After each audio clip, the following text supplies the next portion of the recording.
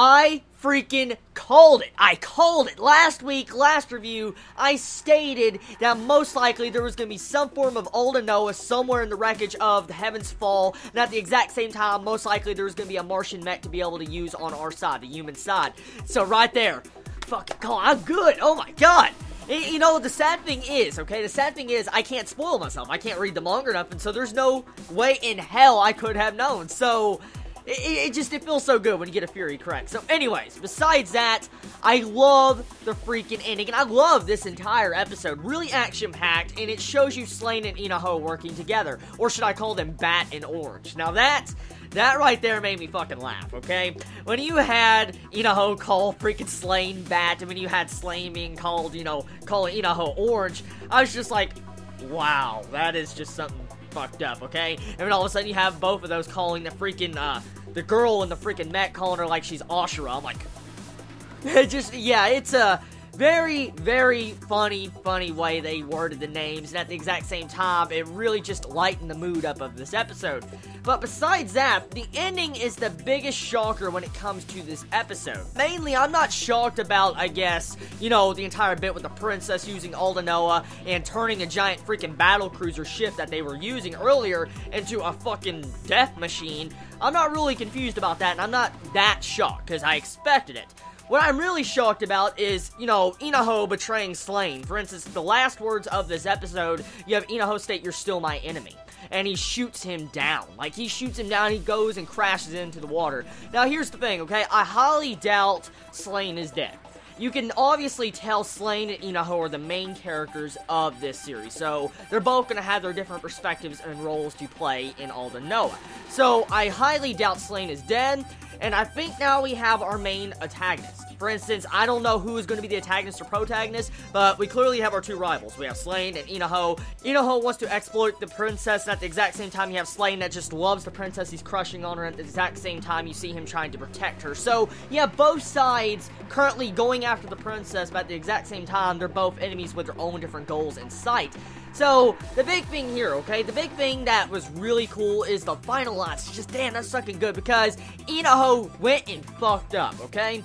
He just shot down Slain. Slain actually helped him out, and I guess the enemy of my enemy is my friend, but the way Inaho just does it, he just shoots him fucking down, deattaches and all that, and he just goes crashing into the water. That was just, it was wrong. It was messed up, and so I could see why, if I was Slain, I would be very pissed off. I would be very, very pissed off if someone did that to me. If I saved your ass, and I sat there and jumped in front of a freaking giant god hands coming in there about to freaking attack me, yeah, I'd be kind of pissed if I had, the person I was trying to help shoot me down. So besides that, I want to talk about, Slain, since I am talking about the essence of shooting him down. Okay, so last episode review, I did a little bit of complaining on how the entire bit with Slain magically managed to get away from the flying fortress without being followed, captured, shot down, whatever. And at the beginning of this episode, they actually explained. It's like the writer of this literally just like, fuck you, Chibi. That's exactly what they did to me. That's exactly what the writer, I think, did to me. He's like, no. It's not no ass pull. There ain't no freaking plot hole. No. They completely told me. Pretty much, the reason how Slain actually got out from the flying fortress and wasn't shot down, or why he didn't have no resistance, is because you had one of the counts, like one of the people in charge of the different flying fortress, state and say, like, just follow. I want to keep an eye above view of him. Don't follow him. For instance, I want to watch where he goes so we can find out, who he's working for, the spies. And in turn, he just wanted to find the princess to kill them. So, right there, it explains the entire bit what I complained about last week, so I'm glad they took the time to do that. That really fixes the overall issues a lot of people had. Not just me, but there was a couple of people that did have an issue with that. So, I will say, I'm glad they fixed that up in this episode, because that really just all around, that removes the only stain I've seen from Aldnoah.Zero, so that's freaking good.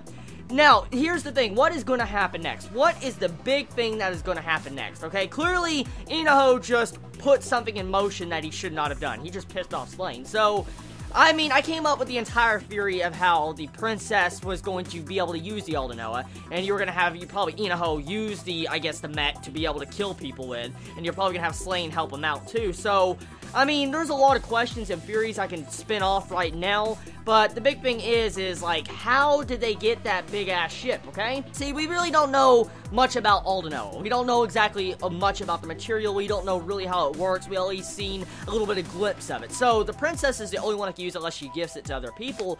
But the thing is, okay, is how did she turn that big-ass fucking battle cruiser into that? Or was that a ship inside of that stockyard, like inside of that secret military base? Was that a ship already inside there, or did they turn that entire ship that they were riding on into that? See, they really didn't explain that. Hopefully they will explain that next episode. Most likely they will. If they're taking the time to explain the entire issue and plot hole I mentioned last episode, most likely they're going to explain that, so I have really no issues to complain about in this episode.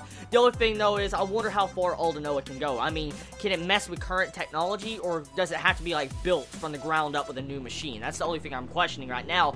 And also, if the princess can do this, okay, let's say if she can use Aldnoa and make, in turn, certain individual machines into, like, Aldnoa. Like, she can use Aldnoa on certain mechs, okay? Maybe she could use that on the Orange, you know, Mr. Orange. Maybe she could use it on him. I mean, we don't know. I mean, if she could do that, she'll turn that orange suit into like a Martian mech. So that'd be really badass if that does happen. Now, overall, great episode. I enjoyed it. Great progression, great character development, a lot of different things going on, a lot of setup, and interesting things that are probably going to go down very soon. So tell me your thoughts about this episode, everybody. Did you enjoy it? Did you hate it? What was your favorite moments about it? I love all of you so much. You have a wonderful day or night wherever you live. Please be safe. Chibi out.